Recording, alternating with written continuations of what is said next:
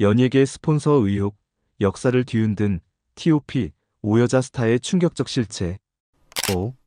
김새론 음주운전과 연예계 스폰서 의혹. 2023년 5월, 김새론은 음주운전으로 차량 사고를 일으켰습니다. 사고 당시 혈중 알코올 농도는 0.2%였으며 그녀는 전봇대를 들이받는 사고를 일으켰고, 이 사건은 연예계에서 큰 파장을 일으켰습니다. 사고 후 김새론의 SNS가 주목받기 시작했습니다. 네티즌들은 김새론이 과거에 올린 고급 레스토랑, 한정판 명품 가방, 프라이빗 제트 여행 사진 등을 근거로 그녀가 유지하는 고급스러운 생활에 대해 의문을 제기했습니다. 김새론은 아역 배우 출신으로 과거 월 300만 원의 생활비로 지냈다고 밝혔지만 현재의 생활 수준은 이에 비해 불가능한 수준으로 여겨졌습니다. 이에 따라 스폰서 의혹이 제기되었습니다. 네티즌들은 김새론이 스폰서와의 관계를 통해 이러한 고급 생활을 유지하고 있다고 의심했으며, 일부는 사고 자체가 의혹을 덮기 위한 고의적 행동이었다는 음모론까지 제기했습니다. 이 주장은 사고가 단순한 실수나 불행한 사건이 아니라 불거질 수 있는 의혹들을 덮으려는 의도로 보았다는 것입니다. 김새론의 소속사는 이에 대해 모든 소득은 정당한 방법으로 얻었다고 주장하며 허위사실 유포자들에 대해 고소하겠다고 경고했습니다. 하지만 대중은 소속사의 해명에 대해 냉소적인 반응을 보였고, 사건은 김새론의 해명보다 사건 자체에 대한 논란이 더욱 커졌습니다. 김새론은 이미지 회복을 위해 많은 시간과 노력이 필요하게 되었고, 사건은 연예계에서 위기 관리의 중요성을 강조하는 사례가 되었습니다. 또한 김새론의 SNS에서 자랑한 고급스러운 생활이 부정적인 영향을 미쳤고, 연예인들의 사적 생활이 공적 이미지에 미치는 영향을 재차 상기시킨 사건이었습니다. 스폰서 의혹과 관련된 논란은 그동안 연예계에서 다뤄지지 않았던 문제들을 드러내었으며, 김새론은 이를 통해 이미지 관리의 중요성을 깨달은 중요한 사례로 남게 되었습니다. 4. 장자연 죽음으로 폭로된 연예계의 피해 눈물. 2009년 3월 7일, 배우 장자연 당시 29세은 자택에서 숨진 채 발견되었습니다. 그녀의 죽음은 단순한 자살이 아니었으며 성적 착취와 불공정 계약에 대한 고발이 담긴 유서가 밝혀졌습니다. 장자연은 유서에서 수십 명의 기업인, 방송국 PD, 정치인 등에게 성접대를 강요받았다고 폭로했습니다. 이 고백은 연예계의 성상품화 문제를 드러내며 대중에게 큰 충격을 주었고, 연예계 스폰서 의혹을 공론화하는 계기가 되었습니다. 장자연의 유서에는 구체적인 인물들의 이니셜과 그들이 행한 폭력적 행동이 기록되었습니다. 한 방송국 PD는 드라마 출연을 조건으로 호텔에서 만나자고 협박했고, 다른 기업가는 소속사 대표와 함께 폭력을 행사했다고 고백했습니다. 유서의 내용은 단순한 개인적인 억울함을 넘어서 연예계 내 성적 착취와 폭력의 구조를 고발하는 중요한 증거로 작용했습니다. 이 사건은 대중에게 큰 충격을 주었지만 사건의 핵심 인물들은 처벌을 회피하며 법망을 빠져나갔습니다. 유족들은 여러 차례 고발을 시도했으나 권력자들과의 관계로 사건은 제대로 해결되지 않았습니다. 이는 성차별과 권력 남용이 얽힌 구조적 문제임을 보여주었습니다. 장자연 사건 이후 일부 변화가 일어났습니다. 2014년 연예인 노동권 보호법이 제정되었고, 소속사와의 계약 투명성 강화를 의무화하는 조치가 마련되었습니다. 하지만 2023년 현재까지도 여성 연예인들의 자살 사건은 계속되고 있어 장자연의 비극은 여전히 해결되지 않은 문제로 남아 있습니다. 3. 박한별 호화 의혹에서 영원히 사라진 스타. 2013년 박한별은 서울 강남의 초호화 빌라에서 재력가로 추정되는 남성과 함께 있는 사진이 유포되면서 큰 논란에 휘말렸습니다. 이 빌라는 수백억 원을 호가하는 고급 주택이었고, 대중은 박한별이 어떻게 이렇게 화려한 생활을 할 수 있었는지 의문을 품기 시작했습니다. 박한별은 대학원 시절 월 300만 원의 생활비로 지냈다고 회상했지만, 갑자기 명품 옷과 고급차를 소유한 사실이 드러나면서 스폰서 의혹이 제기되었습니다. 대중은 박한별이 스폰서를 두고 있다는 추측을 퍼뜨리기 시작했으며, 이 사건은 그녀의 사생활과 관련된 논란을 더욱 키웠습니다. 소속사는 사적인 모임이 과장되었다며 관계를 부인했지만 사진 속 빌라가 대기업 부회장 소유라는 사실이 밝혀지며 여론은 악화되었습니다. 이로 인해 박한별은 연예계에서 점차 모습을 감추게 되었습니다. 박한별의 성공을 위해 희생해야 한다는 현실이 싫다는 과거 발언이 재조명되며 논란을 더욱 부채질했고, 이는 그녀의 이미지를 크게 훼손시켰습니다. 박한별은 이후 모든 활동을 중단하고 은퇴하며 미국 이민 소문과 함께 대중의 추측을 남긴 채 사라졌습니다. 이 사건은 그녀의 이미지와 신뢰를 회복하려는 노력 없이 은퇴로 이어졌으며, 연예계 스폰서 의혹은 그녀의 커리어에 심각한 영향을 미쳤습니다. 한소의 제3자 논란과 팬덤의 배신. 2022년 한소희는 드라마 그해 우리는에서 큰 인기를 끌었으나 2022년 초 김민준과의 열애설로 큰 논란에 휘말렸습니다. 김민준은 결혼한 상태였고, 김민준의 아내는 SNS에 남편을 빼앗긴 여자라는 글을 올리며 논란이 시작되었습니다. 그 후 한소희는 스폰서 관계의 제3자로 비판을 받았습니다. 한소희는 기자 회견에서 김민준이 이혼 절차 중이라며 관계를 시작했다고 주장했지만 대중은 이를 믿지 않았습니다. 특히 한소희는 성공은 희생 없이 올 수 없다는 SNS 게시물로 논란을 키웠고, 대중은 이 발언을 스폰서 관계와 도덕적 타락과 연결지었습니다. 많은 이들은 그녀가 성공을 위해 불륜과 같은 희생을 감수했을 가능성을 제기했습니다. 이 사건에서 미디어는 남성과 여성에게 다른 시각을 적용했습니다. 남성 연예인에게는 사적인 문제로 치부되었지만 여성 연예인인 한소희는 불륜의 주범으로 비판을 받았습니다. 이는 한국 사회의 성차별적 시각을 잘 보여주었습니다. 팬덤의 반응은 두 가지로 나뉘었습니다. 일부 팬은 한소희의 해명을 믿고 지지했으나 다른 일부는 그녀의 도덕적 결함을 받아들이지 못하고 팬심을 접었습니다. 이로 인해 한소희는 정신적인 고통을 겪었고 이미지에 큰 타격을 입었습니다. 현재 한소희는 연예계 활동을 지속하고 있지만 여전히 논란의 중심에 있는 연예인으로 남아 있습니다.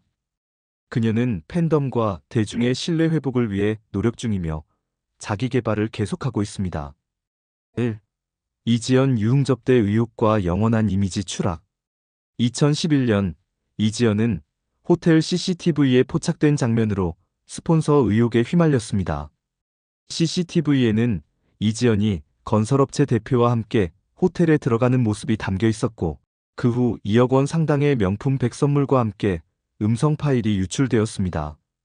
이 음성 파일에서는 계약금 5억 원을 받았다는 내용이 나왔고, 이는 스폰서 관계를 통한 금전적 거래 의혹을 확고히 했습니다. 이지연의 소속사는 남성은 이지연의 오랜 친구라고 해명했지만 남성이 이미 결혼한 사실이 드러나면서 논란은 더욱 커졌습니다. 이 사건은 연예계의 도덕성과 성비리에 대한 논란으로 확대되었고, 이지연은 결국 드라마 천사의 선택에서 하차하며 연예계 은퇴를 선언했습니다. 이지연은 연예계를 떠난 후 일반인 남성과 결혼하여 평범한 삶을 살고 있다고 알려졌습니다. 하지만 그녀의 SNS는 비공개로 유지되고 있으며 과거의 이미지 추락이 완전히 치유되었는지는 알 수 없습니다. 이 사건은 여성 연예인들이 겪는 이중적 잣대를 잘 보여줍니다. 남성 연예인에게는 유흥접대 의혹이 사적인 문제로 간주되지만 여성 연예인에게는 도덕적 타락과 성적 거래로 비판을 받습니다. 이지연의 사건은 성비리와 스폰서 관계에 대한 논의를 다시 한번 불러일으킨 중요한 사례였습니다. 지금의 아나운서는 대한민국의 유명 아나운서이자 방송인으로 1989년 KBS에 입사하여 국민들의 사랑을 받아온 인물입니다. 그녀는 다양한 방송 프로그램에서의 진행뿐 아니라 내레이션과 라디오 방송에서도 두각을 나타내고 있습니다. 이 비디오의 시간 동안 우리는 이금희가 다이어트 약을 과다 복용하게 된 이유와 이금희와 조용필 사이의 소문에 대해 알아볼 것입니다. 아침마당 게시판은 비난으로 초토화된 이유. 1965년 12월 12일 서울특별시 서대문구 불광동에서 태어난 이금희 아나운서는 경찰 공무원인 아버지와 미용업에 종사하는 어머니 사이에서 5자매 중 넷째로 태어났습니다. 어려운 가정 형편 속에서 유치원 대신 6세에 초등학교에 입학했지만 어릴 적부터 아나운서를 꿈꾸며 꾸준히 목표를 향해 나아갔습니다. 이금희 아나운서는 따뜻하고 긍정적인 성격으로 유명하며 특히 가족에 대한 애정이 남다른 것으로 알려져 있습니다. 5명의 자매가 서로 아끼고 사랑하며 끈끈한 유대감을 유지하고 있다고 합니다. 동명여자고등학교를 졸업한 이금희 아나운서는 숙명여자대학교 정치외교학과에 진학했습니다. 대학 4학년이던 1987년 KBS와 MBC 아나운서 시험에 도전했지만 아쉽게도 탈락했습니다. 좌절하지 않고 라디오 리포터로 경험을 쌓은 이금희 아나운서는 1989년 KBS 16기 공채 아나운서로 입사하며 오랜 꿈을 이루었습니다. 데뷔 초부터 차분하고 능숙한 진행 실력으로 주목받았으며 특히 라디오 프로그램에서 특유의 부드러운 목소리와 진솔한 진행으로 많은 사랑을 받았습니다. 이금희, 과거 뚱뚱한 몸 때문에 상사한테 상처받은 적 있어. 충격 고백. 이금희의 키는 168cm입니다. 대한민국 성인 여성의 평균 키와 당시 여성들의 평균적인 키를 생각해보면 굉장히 큰 키입니다. 이금희의 몸무게는 공개되지 않았는데요. 다만 과거에 몸무게가 100kg이 넘어갔던 적이 있었다고 합니다. 당시 이 때문에 큰 화제가 되기도 했는데요. 아나운서 이금희가 몸매 논란에 휘말렸던 사연이 공개되어 누리꾼들 사이에서 화제가 되고 있다. 지난 19일 방송된 MBN 아주 궁금한 이야기 -골드 싱글 스타의 비밀편에서 이기진 PD는 이금희 아나운서가 2005년 프리랜서 선언 후 퀴즈 프로그램 MC에 발탁됐을 때 난데없이 몸매 관련 논란이 일어났다고 밝혔다.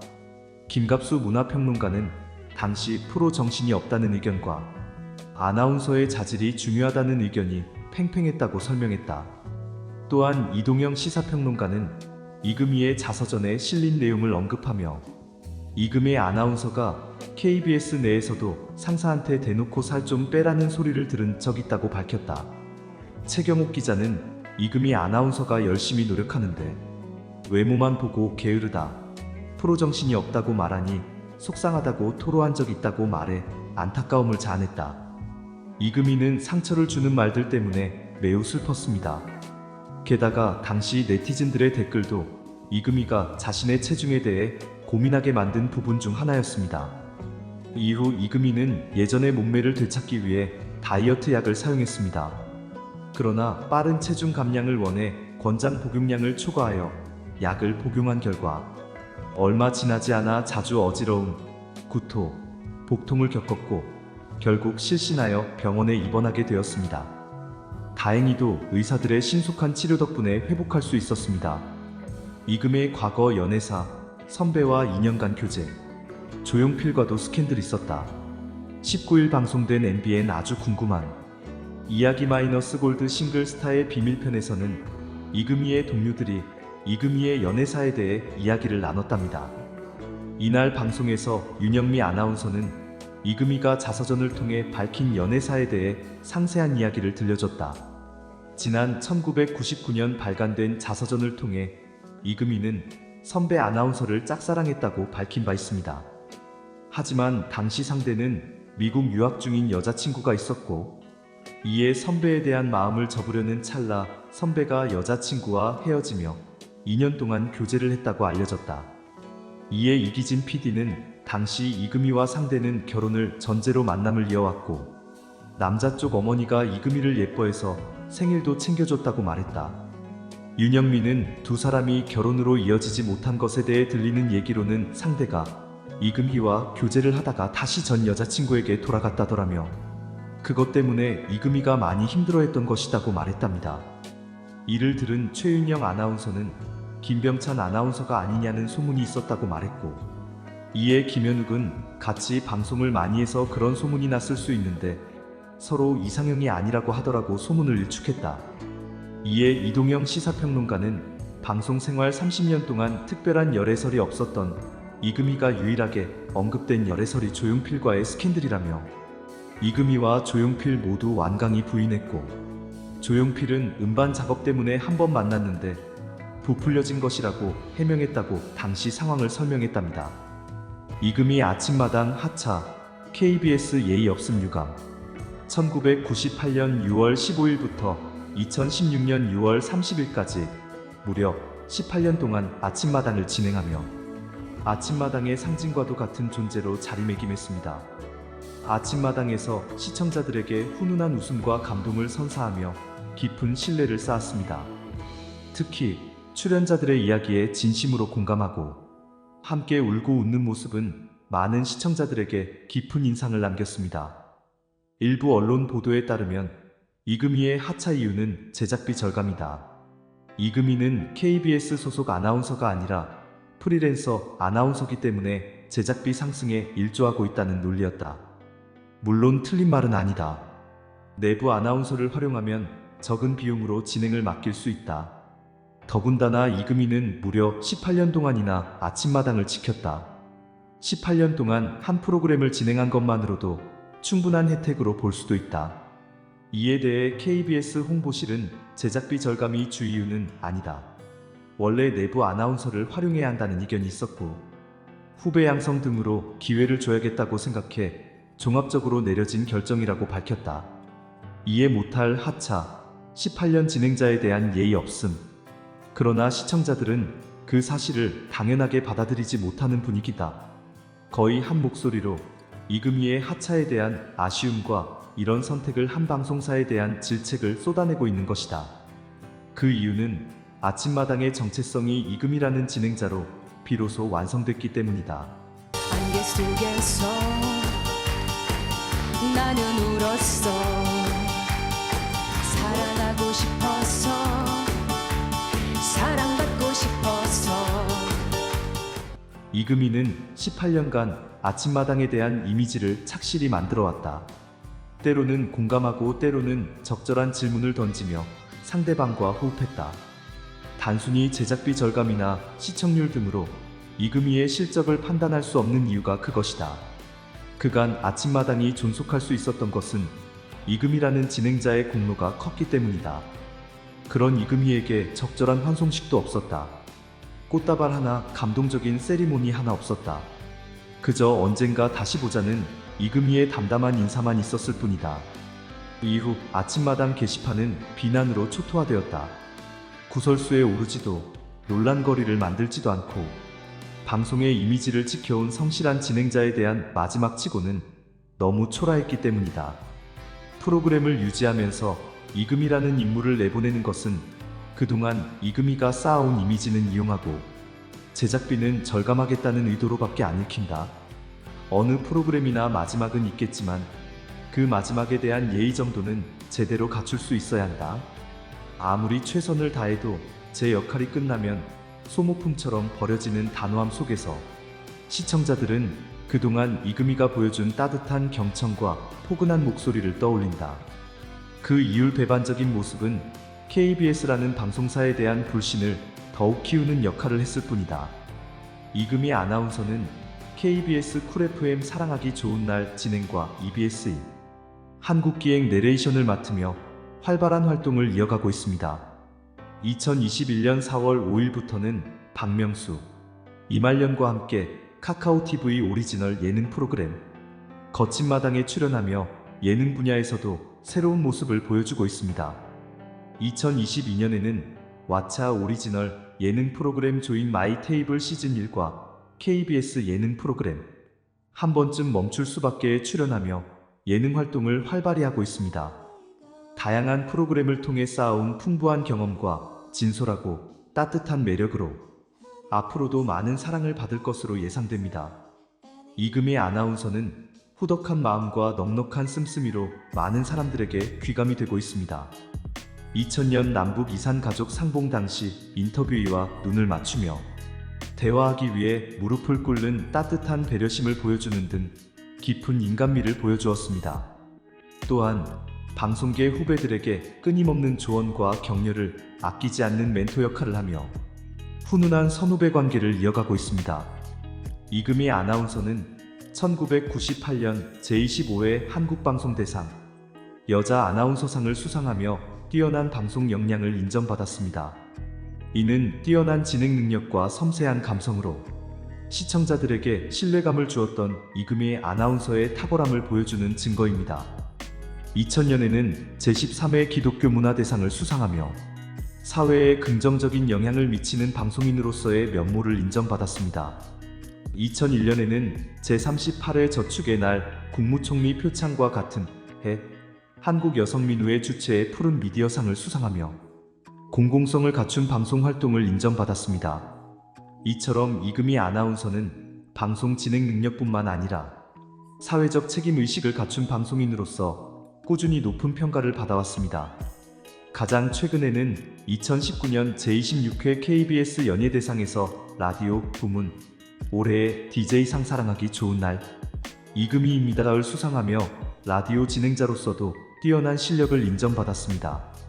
이는 이금희 아나운서가 지금까지 쌓아온 풍부한 경험과 진솔하고 따뜻한 진행 방식이 청취자들에게 깊은 공감을 얻고 있음을 보여줍니다.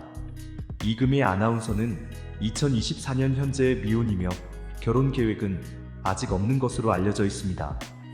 과거 한 예능 프로그램에서 외모만 봐요라는 솔직한 이상형을 밝히며 좋아하는 연예인으로 배우 정우성과 아이돌 그룹 방탄소년단의 비를 언급하며 화제를 모았습니다. 이금희 아나운서는 방탄소년단의 열렬한 팬으로 알려져 있으며 비에 대한 팬심을 여러 차례 드러냈습니다. 그녀의 팬심은 방탄소년단의 음악뿐만 아니라 멤버 개개인에 대한 관심으로 이어져 비를 향한 애정을 숨기지 않았습니다. 또한 2024년 현재 영상 7차 교육과정 중학교 국어 1-1 교재에 촌스러운 아나운서라는 이금희 아나운서의 저서 내용이 수록되어 있어 그녀의 폭넓은 활동 영역을 보여줍니다. 이금희 아나운서는 KBS 아침마당을 진행할 당시 20년 가까이 새벽 45시에 기상하는 아침형 인간으로 살아왔다고 합니다. 하지만 아침마당 하차 이후 9시에 일어나는 아침 월급형 인간으로 변신했다는 재미있는 에피소드를 공개하며 솔직하고 유쾌한 매력을 드러냈습니다. 이금희 아나운서 하면 빼놓을 수 없는 것이 바로 KBS 인간극장의 나레이션입니다. 그녀의 감성적인 목소리는 시청자들에게 깊은 감동을 선사하며 프로그램의 인기에 큰 역할을 했습니다. 하지만 이금희 아나운서는 아나운서 지망생들에게 제발 이금희 아나운서처럼 나레이션 하지 말아라고 조언한다고 합니다. 그렇게 감정 실어 나레이션 할 수 있는 것은 이금희밖에 없다라는 이유로 어설픈 초보가 고수의 기술을 따라하다 잘못된 습관을 들릴 수 있다는 것을 의미합니다. 이금희 아나운서는 2024년 던전 엠파이터 모바일 2주년 기념 광고 영상 덤모극장에 출연하여 옥성태 디렉터에게 압박 아닌 압박을 가하는 장면으로 화제를 모으며 새로운 매력을 선보였습니다. 이처럼 그녀는 방송 활동 외에도 다양한 분야에서 활발하게 활동하며 대중들에게 꾸준한 사랑을 받고 있습니다.